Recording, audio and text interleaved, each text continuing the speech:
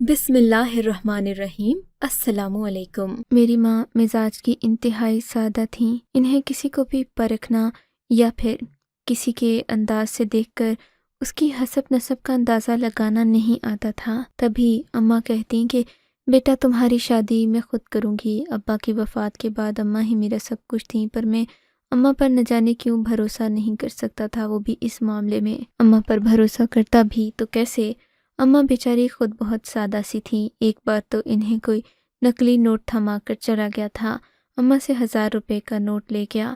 اماں کو پتہ ہی نہیں چلا، لیکن پھر بھی ماں تو ماں ہوتی ہے، اولاد کو ہمیشہ ماں کی بات ماننا پڑتی ہے۔ میں نے اماں سے کہہ دیا کہ چلو میری شادی تم خود ہی کر دو، جو بھی لڑکی پسند آئے گی میں اس کا اوپر انکار نہیں کروں گا۔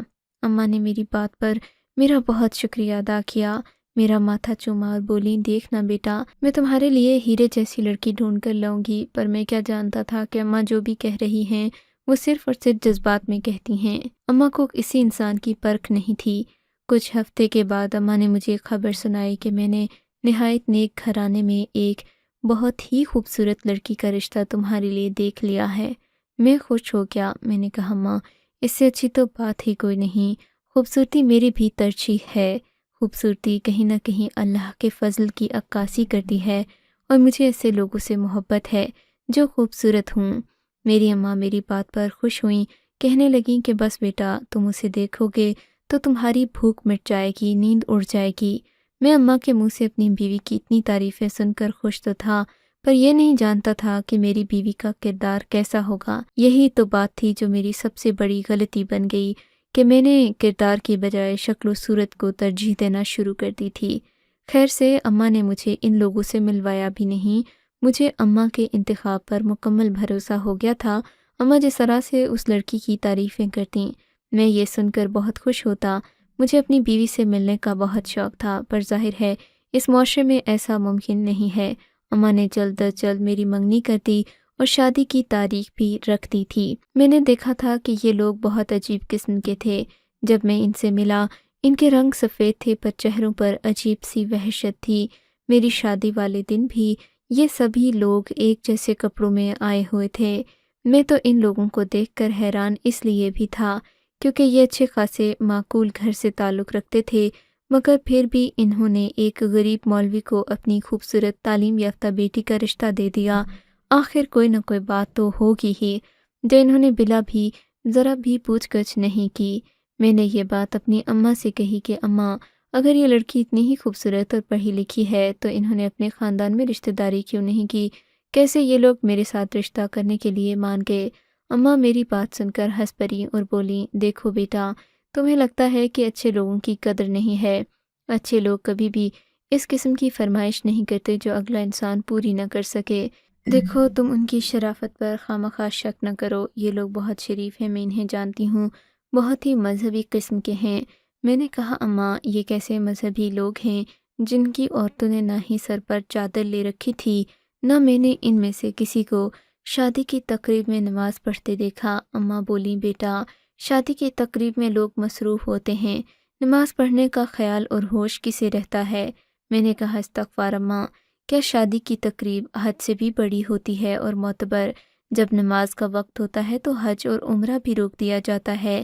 اماں نے میری بات کو ہلکے لیا، کہنے لگیں کہ بس تم اپنی بیوی سے مل لو، تم سارے سوال جواب کرنا چھوڑ دو گے۔ میں اپنی بیوی سے ملنے کو اب ذرا بھی بے تاب نہیں تھا، کیونکہ میں اس کے خاندان کا ہلکا پن دیکھ چکا تھا۔ یہ لوگ کہیں سے بھی اسلامی نہیں لگتے تھے۔ خدا جانے اماں کو انہوں نے ایسا کیا پڑھ کر پھونک دیا تھا کہ اماں ان کی دیوانی ہو گئی تھیں۔ میری ماں صبح شام میری بیوی کے قصیدے پڑھتی۔ خیر پھر ایک دن سبیکا میرے گھر دلہن بن کر آ گئی تھی۔ جب میں نے سبیکا کو پہلی بار دیکھا تو میں واقعی میں سارے سوال جواب بھول گیا تھا۔ وہ بے انتہا خوبصورت تھی، مگر اس میں ایک عجیب چیز اس کی گہری کالی آنکھیں تھیں اور ان آنکھوں میں پنپتے بے شمار سوال جن کو دیکھ کر لگتا کہ جیسے وہ مجھ سے کوئی نہ کوئی بات چھپا رہی ہو۔ میں اس پر شک نہیں کر سکتا تھا کیونکہ میرے پاس اس کے خلاف کوئی ثبوت نہیں تھا، پر میرے دل میں ایک چھٹی حس تھی۔ میرا دل کہہ رہا تھا کہ یہ لڑکی مختلف ہے، یہ کچھ اور ہے، جیسے یہ معلوم ہوتی ہے ویسی یہ اندر سے نہیں۔ میں اسے کچھ نہیں کہا تھا۔ شادی کی پہلی رات ہم دونوں کے درمیان خاموشی چھائی رہی تھی، پر اس نے پہل کر دی۔ مجھ سے پوچھنے لگی، آپ اور کیا کرتے ہیں؟ کیا آپ نماز پڑھانے کے علاوہ بھی کوئی کام کرتے ہیں؟ میں اس کی بات سن کر حیران ہو گیا تھا۔ میرے بارے میں وہ پہلے ہی کافی ساری معلومات رکھتی تھی۔ میں نے کہا، جی ہاں، میں اس کے علاوہ کتابیں پڑھتا ہوں، مجھے تنخواہ تو حکومت دیتی ہے، میں اور کوئی دوسری نوکری بھی نہیں کر سکتا۔ کیا آپ ان پیسوں میں میرے ساتھ ساری زندگی گزارا کر لیں گی؟ وہ لڑکی ہنس کر بولی، ہاں ضرور گزارا کر لوں گی، کیوں نہیں؟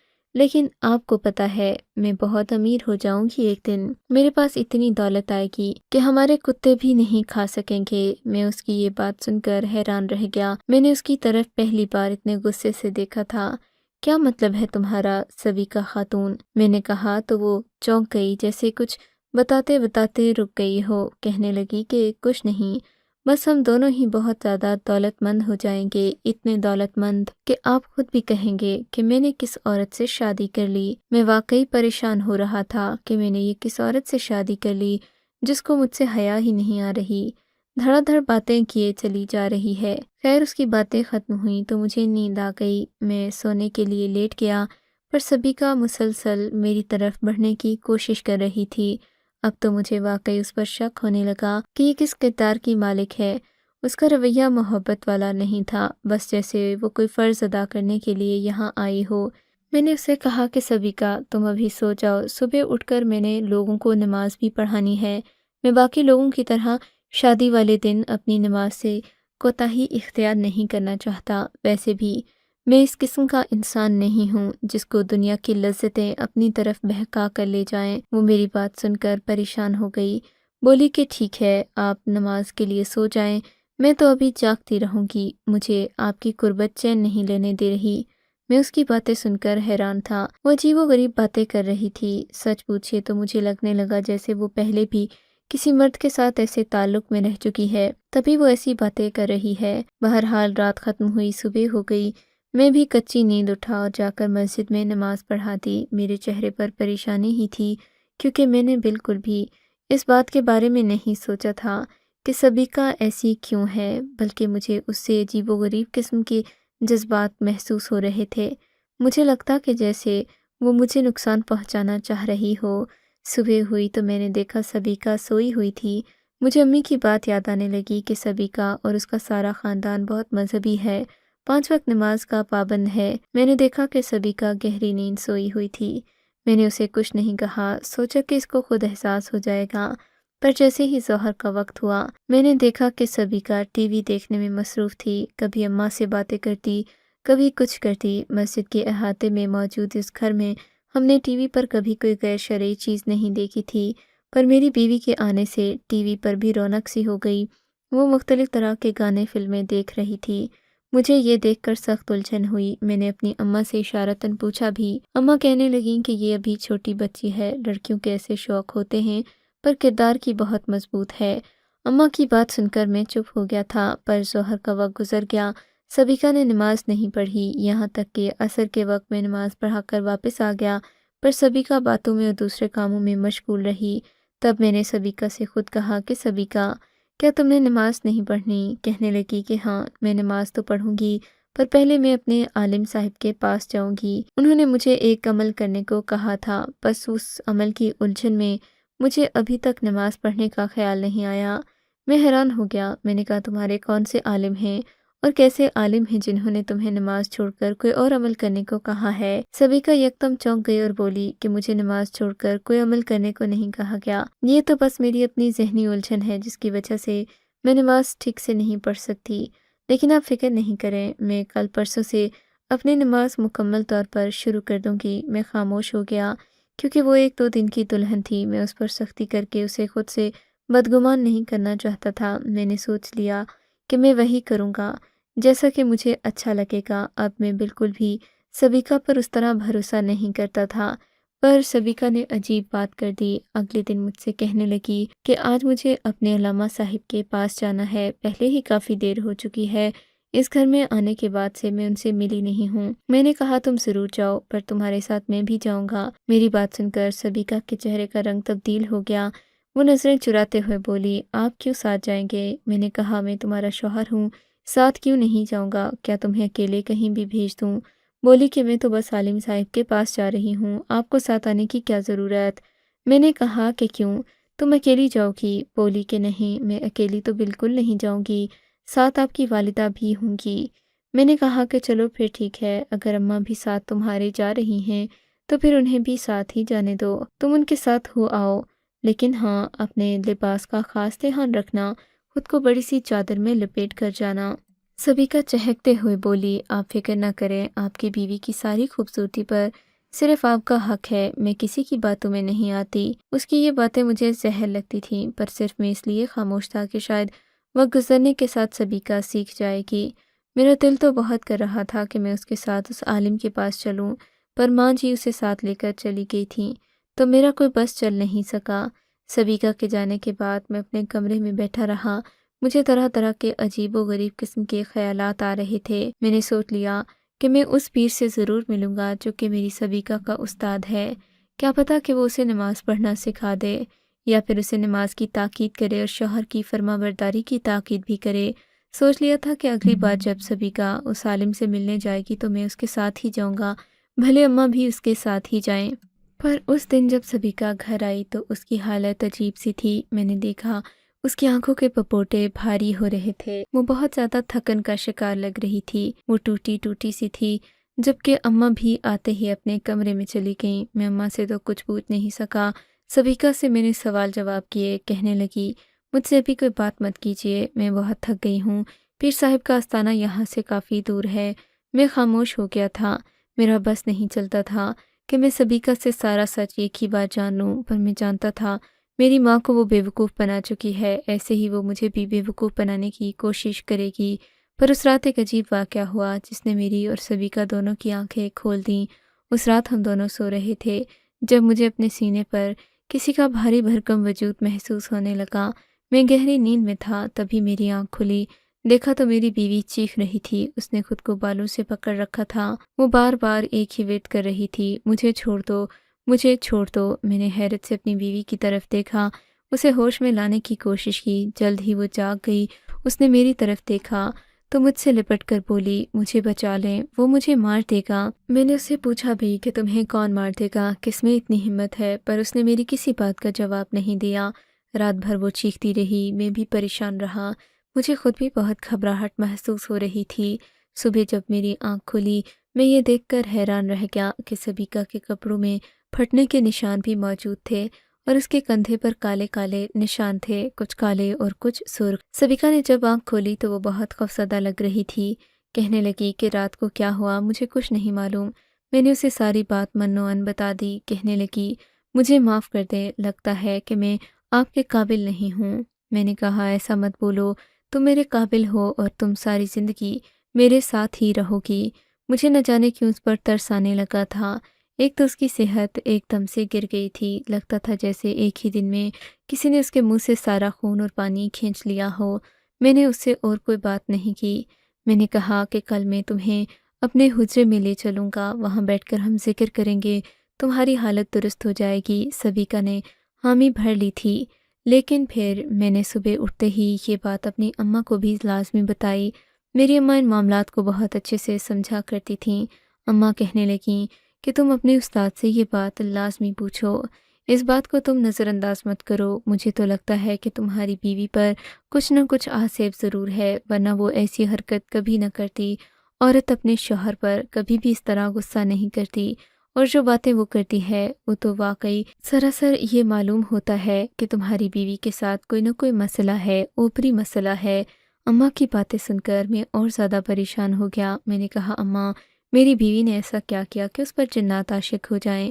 اماں بولیں کہ تم ان باتوں کو نہیں سمجھتے، اس سے پہلے کہ کوئی بڑا مسئلہ ہو اس کو تم بڑے عالم صاحب کو دکھا دو۔ میں نے اماں کی بات کو سنجیدگی سے لیا اور پھر وہ ساری چیزیں جا کر علامہ صاحب کو بتا دیں۔ میری باتیں سن کر علامہ صاحب پریشان ہو گئے، اپنا سر پکڑ کر بولے، تمہاری بیوی کالے جادو جیسے گھنونے کام میں مصروف ہے، اگر تم نے اس کو بروقت روکا نہیں تو تمہارے ساتھ کچھ بھی بڑا حادثہ ہو سکتا ہے، تمہاری جان بھی جا سکتی ہے، تمہاری بیوی کی جان بھی۔ میں نے بہت زیادہ حیران ہو کر ان کی طرف دیکھا تھا، لیکن میں ایک بار اپنی بیوی سے بھی اس بات کی تصدیق کرنا چاہتا تھا کہ میری بیوی خود مان لے کہ وہ یہ کیا کر رہی ہے، پر میں یہ بھی تو جاننا چاہتا تھا کہ میری بیوی کو یہ سب کرنے کی ضرورت ہی کیوں محسوس ہوئی۔ عموماً عورتیں جادو ٹونا اس لیے کرتی ہیں کہ ان کے گھر میں ساس اور نندوں کا مسئلہ ہوتا ہے یا شوہر ان پر دھیان نہیں دیتا۔ میرے گھر میں تو ایسا کوئی مسئلہ نہیں تھا۔ میری اماں بہت شریف قسم کی خاتون تھیں، گھر میں بہنیں تو تھیں نہیں جو اسے تنگ کرتی اور وہ کالے جادو جیسے گھنونے عمل کی طرف جاتی۔ پھر آخر ایسی کیا وجہ تھی کہ میری بیوی اس گندے کام پر مشغول ہو گئی تھی جسے کرنے سے انسان دائرہ انسانیت سے اور دائرہ مذہب سے بھی خارج ہو جاتا ہے۔ میں گھر گیا، لیکن اس سے پہلے کہ میں اپنی بیوی سے کچھ پوچھتا، میں نے دیکھا کہ میری بیوی سرخ کپڑے پہنے، بھڑکیلا لباس پہنے بہت زیادہ تیار ہو رہی تھی۔ یہ دیکھتے ہی میرا ماتھا ٹھنکا۔ میں نے کہا کہ تم اتنا تیار ہو کر کہاں جا رہی ہو؟ 100 بار تمہیں کہا ہے کہ اچھے اور مناسب کپڑے پہن کر گھر سے نکلا کرو۔ بولی کہ میں علامہ صاحب سے ملنے جا رہی ہوں۔ یہ سنتے ہی میں خاموش ہو گیا۔ اگر اسے منع کرتا تو وہ شک میں پڑ جاتی۔ میں نے کہا ٹھیک ہے، تم ضرور جاؤ لیکن جلدی گھر آ جانا۔ میں نے اسے یہ کہہ تو دیا تھا، پر میں اس کا پیچھا کر رہا تھا۔ جانتا تھا کہ ضرور وہ کسی نہ کسی غلط جگہ پر جاتی ہے، تبھی اتنے چوری چھپے جاتی ہے۔ تقریباً 4-5 کلومیٹر کا فاصلہ گاڑی پر طے کرنے کے بعد وہ ایک چھوٹی سی گلی کے سامنے اتری۔ اس نے ادھر ادھر دیکھا اور پھر سیدھا ایک پتلی گلی سے اندر داخل ہو گئی۔ میں اس کے پیچھے تھا۔ میں نے دیکھا کہ میری بیوی گلی کے آخر میں جا کر پردہ اٹھا کر ایک مکان میں داخل ہو گئی۔ یقیناً یہ کوئی آستانہ ہی تھا۔ میں بھی چلتا ہوا وہاں پہنچ گیا۔ دیکھا تو دروازے سے سخت بدبو آ رہی تھی، جبکہ اندر تو جیسے کسی مردے کا سڑا ہوا گوشت رکھا گیا ہو۔ اتنی بدبو میں نے زندگی میں کبھی نہیں سونگھی تھی۔ میں نے یہ دیکھا تو مجھے بہت گھن آئی۔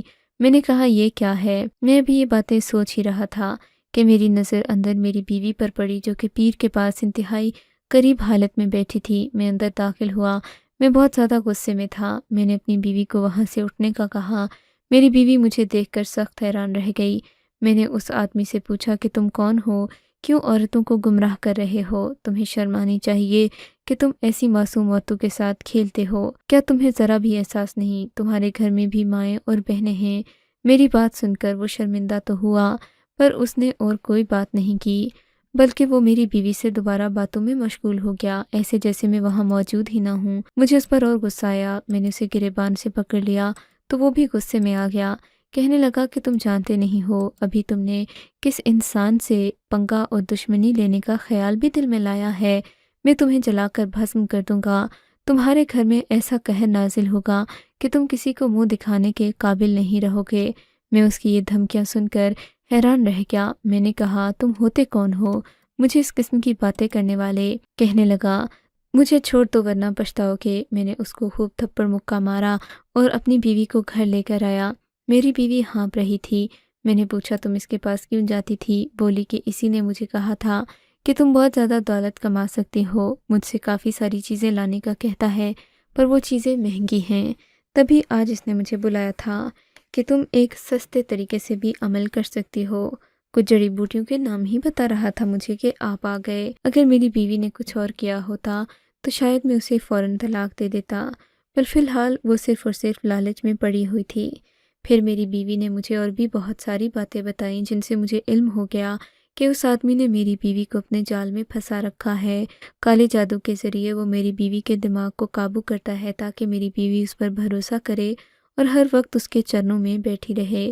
مجھے یہ بات بہت بری لگی تھی۔ میں نے اپنی بیوی کا علاج کرنا شروع کیا، پر اس جادوگر نے جیسا کہا تھا ویسا ہی ہوا۔ تقریباً 3 مہینے کے بعد اچانک میری بیوی کے پیٹ میں درد اٹھا اور پھر وہ حاملہ ہو گئی، لیکن جب اس نے بچہ پیدا کیا تو وہ بلی کی شبہ کا تھا، لیکن اس وقت وہ فوت بھی ہو گیا تھا۔ اس کی شکل انتہائی کریہا تھی جسے دیکھ کر ہی وحشت ہوتی تھی۔ شاید کہ وہ انہی جنات کا اثرات تھا جن کا سایہ ہماری اولاد پر بھی پڑا تھا، اور آج تک میری بیوی اپنی اس اولاد کو یاد کر کے روتی بھی ہے اور حیران بھی ہوتی ہے، توبہ استغفار بھی کرتی ہے، کیونکہ وہ جو کچھ بھی ہوا تھا اس جادوگر کی غلط عملیات کی وجہ سے ہوا تھا۔ میں اپنی بیوی کو دوبارہ سے راہ راست پر لانے کی کوشش کر چکا ہوں اور وہ کامیاب بھی ہوئی ہے۔ اللہ میری بیوی کو میرے لیے ہمیشہ سکون اور راحت کا باعث بنائے۔ آمین ثم آمین۔ آپ کو اگر یہ کہانی اچھی لگی ہے تو اس ویڈیو کو لائک کیجیے اور اس طرح کی مزید کہانیاں سننے کے لیے ہمارے چینل کو ضرور سبسکرائب کیجیے۔ کہانی سننے کا شکریہ۔ آپ سے ملاقات ہوگی اگلی ویڈیو میں، تب تک کے لیے اللہ حافظ۔